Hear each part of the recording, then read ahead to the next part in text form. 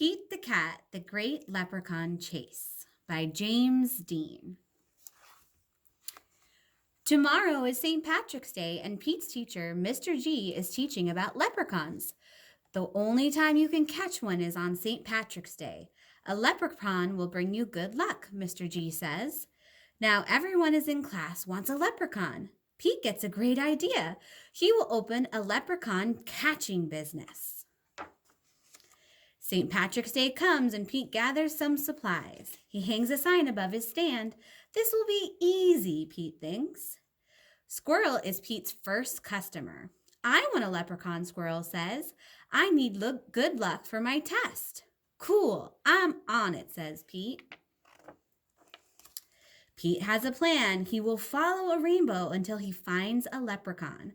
Finally, Pete arrives at the end of the rainbow and finds Clover the leprechaun next to a pot of gold. Pete sneaks up behind Clover. Swoosh! But Clover is too fast. Do you think you can catch me so easily? He asked. Once there was a cat named Pete who thought nabbing some luck would be neat. Then he happened upon a smart leprechaun who he'll find quite tricky to beat. Clover disappeared in a puff of green smoke. Pete will need a new plan. That afternoon, Gus visits Pete's lucky leprechaun catchers. I want a leprechaun, Gus says. I need good luck for my band recital. Pete says, I'll see what I can do. Pete plans to lure Clover out with his music. He plays a jaunty song on his guitar. Before long, Clover dances over to Pete. Just a little closer, Pete thinks. Suddenly, Clover starts spinning around Pete. Round and around, Clover goes faster and faster. Oh no, Clover wraps up Pete with the rope. Pete has finally met his match, a crafty leprechaun he just can't catch. He'll never win, he better give in or find something else to snatch. That evening, Callie visits Pete's lucky leprechaun catchers. I want a leprechaun, Callie says. I need good luck for my tennis match. Says Pete. St. Patrick's Day is almost over. There isn't much time left to catch a leprechaun. But Pete won't give up.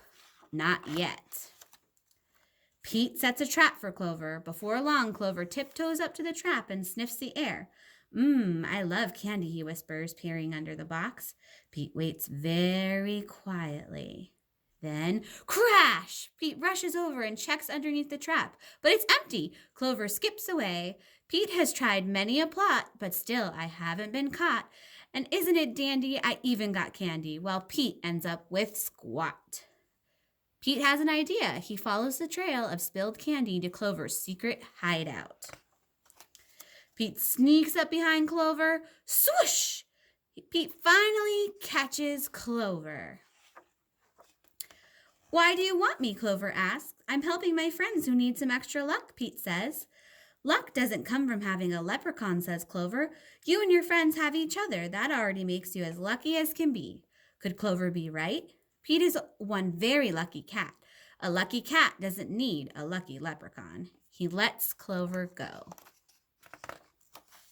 Pete decides he will be the good luck his friends need by helping them out himself. Pete helps Squirrel study for his test. Squirrel aces it. Pete helps Gus rehearse for the recital, and Gus rocks it. Pete helps Callie practice for her match, and Callie wins it. Clover magically appears. Good job, Pete, says Clover. I have one more poem for you. While Clover played hide and seek, Pete learned something unique. The luck that you make beats luck that you take any old day of the week. Happy St. Patrick's Day. The end.